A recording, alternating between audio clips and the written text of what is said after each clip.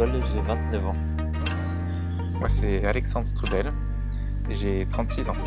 Je m'appelle Walid Benamou et j'ai 27 ans. Et voilà, du coup là on a entrepris de se lancer dans l'apiculture tous les trois. Alors on a eu cette idée il y a 3 mois ou 2 mois, je me souviens plus. Et c'était lors d'une soirée, on a eu justement Alex, il a eu cette idée folle, on va dire, de se lancer dans l'apiculture. Donc moi, j'avais fait 4 jours de formation il y a très très longtemps et c'était vraiment un moment très agréable, se retrouver toute la journée avec dans la nature, au milieu d'abeilles, d'ouvrir les ruches. Et du coup, je m'étais gardé ça dans la tête. Et puis c'est vrai qu'à cette soirée-là, on en a parlé. Et puis le rêve est devenu réalité. Du coup là, la première étape ça a été, au début on a cherché pas mal d'annonces de ruches sur le Bon Coin. Et après on a fini du coup par tomber sur Georges. Et donc on l'a contacté, on est venu une première fois chez lui pour voir tout le matériel qu'il avait et tout. Et après on est revenu pour tout récupérer. Ah, donc Georges, c'est un retraité de. Enfin, il était informaticien, c'est ça, Ouais, non? c'est ça, ouais. Et puis du coup, il faisait de l'apiculture amateur dans son propre jardin. C'est une chouette personne en tout cas. Ouais, c'était donc trop cool d'être tombé sur lui. Et du coup, bah, je sais plus, c'était 2 semaines après, on est reparti parce qu'il était à Aubagne. Il était vers Aubagne, on est parti du coup avec 2 voitures, une 4L fourgonnette qu'on a pu blinder. On a rempli à fond. Ouais, on a récupéré rabord. la ruche. Il avait fermé la veille la ruche, je crois, à 23h, c'est ça? Ouais, du coup, ouais, il avait 23h. il avait dû Pour qu'on puisse fermer. transporter la ruche dans la voiture, qu'il n'y ait pas de souci, qu'elle ne peut pas se libérer pendant le transport. Et on n'a pas eu de problème à ce niveau-là. Ça a été super intense quand même, hein. Ouais, la journée, Cette ouais. journée, Ouais, cette journée, ouais. Bon, on est parti tôt, on a tout récupéré. on a mis les voitures dans le champ, puis on a posé la ruche sur les 2 agglos, sur 2 agglos. Là, ça c'était le moment fort de la journée. Ouais, et après l'ouverture. Après, oui, on a ouvert la ruche et elles étaient tellement affolées qu'elles sont sorties d'un coup. Et elles ont découvert le terrain. C'est un terrain qui est plutôt bien à l'abri. Il n'y a que elle, il y a pas mal de fleurs, il y a pas mal d'arbres mellifères normalement dans le secteur. Il y a une petite rivière parce qu'apparemment il leur faut aussi un peu d'eau. Voilà, pas trop de pesticides, même pas du tout. Yeah, on va ouvrir la ruche. On est parti contrôler souvent la ruche aussi pour voir si elles allaient bien. Si elles étaient habituées, pas habituées, mais si elles se sont habituées au terrain. Elles étaient super excitées la première fois qu'on les a ouvertes. Ouais, c'est vrai que la première fois, elle était beaucoup plus excitée qu'après, quoi. Ouais. Je sais pas si c'est parce qu'elle découvrait un nouveau fief, mais là, c'est vrai que sur les derniers temps, elle était beaucoup plus calme. T'as eu un petit souci, toi, non, d'ailleurs, C'était à l'ouverture? C'était Ouais, à l'ouverture, ça? j'étais en tongs et je me suis fait piquer. Et vous allez voir dans la vidéo. Je me suis fait piquer. Ouais, vous allez voir, je me suis fait piquer. Ça va, Walid? Ouais, ça va. Ça qui s'est va passé faire la première piqûre en 10 ans, quoi. Et il faut toujours. Des petits conseils là, toi qu'on y est? Ouais, la prochaine fois, je mettrai des chaussures. Nous, on a la chance, Alex, il a fait une formation, du coup, ça nous a aidé un petit peu. Ouais, c'est notre. Ouais, c'est notre. Tout le plan repose sur cette personne. Ouais. Ça nous a vraiment aidé, parce que nous, moi et Fred, on est totalement novices à ce niveau-là. On a regardé des vidéos sur internet et tout, histoire de s'informer et tout. Mais Alex, lui, il a fait la formation, du coup, il sait de quoi il parle, tout ça, du coup, ça nous aide énormément. Il avait aussi du matériel, du coup, puisqu'on Ouais. avait besoin de protection, on a besoin d'enfumoir pour un peu les calmer. L'enfumoir, on utilise quoi comme plante déjà à l'intérieur? Des aiguilles de pin, du thym, Ouais, du thym. des trucs un peu secs. Alors, met un peu de thym pour le goût. Ouais, ça nous a pris énormément du temps à les nettoyer. On a pris une journée à tout nettoyer parce qu'en fait, voilà, Georges, il était sympa, mais ça a été, c'était dans un état, voilà, il fallait les entretenir, quoi. Ouais, il fallait les restaurer un bon coup. Ouais. Ouais, on s'est dit qu'on allait le faire maintenant, comme ça après ce serait fait. Et c'est vrai qu'il y en avait pas mal, surtout les cadres, il fallait enlever la cire, il fallait nettoyer, il fallait les laver, il fallait brûler un peu. Tous les fils aussi, il y a des fils à l'intérieur pour tenir les cadres, fallait les changer, remettre des neufs, les resserrer.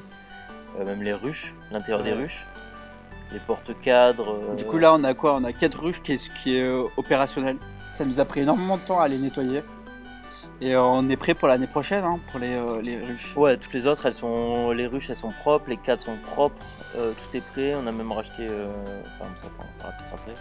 Et ouais, on a tout ce qu'il faut là. Ouais. Mais c'est vrai que ça c'était très long quoi.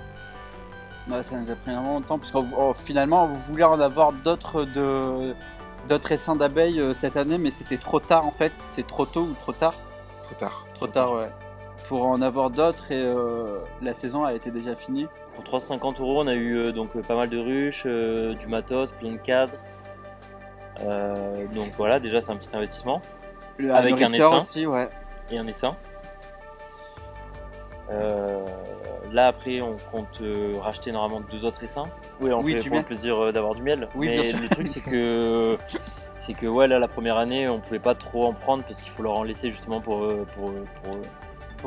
Elles ont besoin de nourriture pour l'hiver en fait.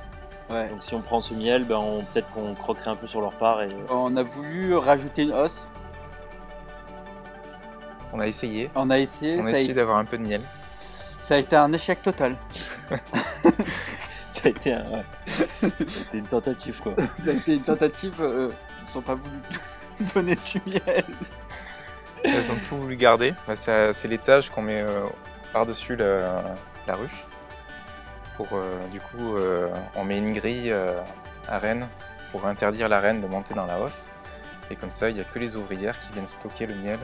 Il n'y a pas de couvain, pas d'œufs que pond la reine. Ouais, c'est la réserve. Comme ça, on peut prendre après la hausse et partir avec, comme des voleurs. Le couvain, c'est l'ensemble des œufs. C'est la colonie, quoi. C'est la colonie, voilà. À naître. Sachant qu'il y a 40 000 abeilles dans une ruche à peu près. La problématique, c'est toujours, on est obligé de voir à l'intérieur pour savoir si ça va bien, mais du coup, il faut un peu les déranger, quoi. Faut sortir les cadres, faut voir. Donc c'est toujours, t'as toujours l'impression de les déranger, quoi. Quand tu viens veiller sur elles. Mais c'est une très belle aventure quand même de pouvoir découvrir comment vit une abeille, la colonie, comment elle fonctionne. Je trouve que c'est assez enrichissant. Ouais, c'est trop beau quoi. Ouais, une abeille, c'est magnifique. Sachant qu'elles sont magnifiques. Chaque fois qu'on soulève un cadre et qu'on commence à les voir, je sais pas, ça grouille, ça fait un petit bruit. Elles sont toutes petites. Nous on a des italiennes, du coup, là, c'est vrai. Elles sont toutes petites et elles sont trop belles. Et puis ce bourdonnement qu'on entend là, il est apaisant. C'est vrai que là on apprend absolument tout. Hein. Ouais, dans le tas, quoi. On part de quasiment rien. Chaque jour c'est une aventure. Ouais. Donc on va se prendre des baffes, hein, ça c'est sûr. Ouais, puis là il y a aussi celle du frelon asiatique, quoi. On a vu, il y avait un frelon qui rôdait devant la ruche. Donc on a attendu, en fait il l'attend vraiment à l'entrée de la ruche et dès qu'il y a l'abeille qui décolle, tac, il l'attrape au vol. Donc le premier on l'a tué par réflexe. Et du coup le deuxième on l'a laissé faire, c'était un autre jour. C'était un autre jour. Ouais, c'était une semaine après. Ouais. On l'a laissé partir avec une abeille. Ouais. Pour voir là où elle était, où était le nid des frelons. Et on a regardé dans quelle direction il allait partir. Mais après, honnêtement, il y en a une qui est revenue encore par la suite, genre 10 minutes après. Ouais, ça doit sûrement être un essaim. On est sûr, certains c'était des frelons asiatiques. On leur a volé une cuillère de miel. Non, arrête, une louche. Une louche de soupe. Non, en fait, on s'est aperçu qu'elles avaient beaucoup de réserves. Donc, c'est une petite colonie avec donc peu de cadres de couvain et quand même énormément de cadres de ressources, donc du pollen, du nectar et du miel operculé. Donc, du coup, on leur a pris un petit peu de miel. Voilà, on peut officialiser notre récolte 2021. Voilà, on a pris ça parce que c'est vrai que en fait au début on avait un peu peur, mais là la ruche elle est gavée de miel. Hein. Ouais, elle a énormément de réserves pour l'hiver. Ça fait plaisir, mais il y avait vraiment du stock. Et on voulait justement goûter un peu ce miel là. Et honnêtement, il est super bon. Ouais, Je pense qu'elle va faire une très belle récolte l'année prochaine. ouais, Il est assez- c'est fameux, assez on sent vraiment fantastique, toutes ouais. les saveurs et tout. Je sais pas si c'est parce que c'est nous qui l'avons fait et qu'il a ce goût-là, mais il est vraiment. Qui veut le goûter? Il est un peu fleuri, J'ai ouais, il a l'impression un qu'il est- goût. Il est assez hors du commun. C'est vrai. Moi, je vais le goûter. Donc ouais, le but, bah, ce serait de faire quelques pots pour nous, quoi, au début. Il est super bon. Et ouais, voilà notre maigre récolte. Mais bon, la ruche, elle est quand même blindée, donc on se dit que au moins cet hiver, elles vont être bien, quoi. Donc le Varroa, c'est Ouais, le Varroa. c'est un petit parasite, Qui se met derrière le dos. une espèce de petit vampire là qui Ouais. vient. Qui Et vient ça sucer peut le sang. détruire une colonie, ça. Ah, ça les affaiblit Ouais, ça les énormément. affaiblit, ouais. Le produit, c'est donc il faut pas avoir de hausse, il faut pas récolter du miel pendant qu'on met le produit. Ouais. Du coup, c'est après les récoltes et c'est maximum 2 fois par an. Et il faut le mettre 2 fois. Enfin, il faut mettre le produit 2 semaines d'affilée. Là, c'est des vapeurs du coup qu'elles vont ventiler dans la ruche déjà. Et puis aussi, elles vont le manger, on va dire. Et une fois qu'elles le mettent dans une alvéole, il y a une autre abeille qui va venir, qui va l'ingurgiter, qui va le remettre. Et donc comme ça, elle se passe le produit. En fait. Et du coup, là, par contre, on va essayer de les contrôler une fois par mois ou une fois toutes les 3 semaines pour voir si elles sont toujours là cet hiver. Voilà, on a réservé 2 essaims pour l'année prochaine, qu'on va récupérer début mars. Et une autre personne très sympathique aussi, qui habite dans notre région. Et voilà, il faudra juste aller les chercher, Ouais. les retransporter. Et du coup, comme là, ça va être beaucoup plus rapide parce qu'on aura déjà fait le travail avec une ruche. Ouais. Du coup, là, on saura quoi faire avec les 2 prochaines qu'on aura. Du coup, on en aura 3 l'année prochaine. Si à terme, on peut arriver à avoir entre 4 et 6 ruches, arriver à bien les gérer, bien les comprendre, et arriver à se faire du miel pour tous les amis, la famille. Cette aventure, c'est riche en émotions, on va dire. Oh. Ouh, waouh. Et c'est aussi riche en miel. C'est riche en miel. Non, on a encore beaucoup de choses à apprendre. Ouais, moi j'aimerais aussi montrer à des enfants aussi l'intérieur de la ruche. Donc j'aimerais bien m'acheter deux combis Pour tes enfants. pour d'autres, hein, pourquoi d'autres, pas. ouais. Pour leur Ouais, mettre ouais. des étoiles dans les yeux. Voilà, si une personne a un essaim, qui connaît un essaim qui est pas loin, venez À boule. On vous met les coordonnées juste en bas là. Ouais, si vous entendez parler d'un essaim dans la région PACA, surtout le bassin aixois, Marseille et compagnie, on arrive en 4L avec une ruche vide et vite. Et on vous donnera peut-être un pot de miel par la suite. Ouais, voilà, c'est Pour ça. le moment, on peut pas encore. On a on que peut ça. vous en promettre un. Pour le moment, on a que ça. Ça va sûrement être une vidéo en 2 parties. Et là, en gros, c'était notre première saison, parce qu'en gros, à partir de maintenant, en fait, il va y avoir beaucoup moins de travail sur les ruches. Ouais, ça va être juste du contrôle, on va les peser. Bah là, on les a pesées la dernière fois, elle faisait 17, c'est ça? C'était 13,80 sans le. Ouais, sans la hausse.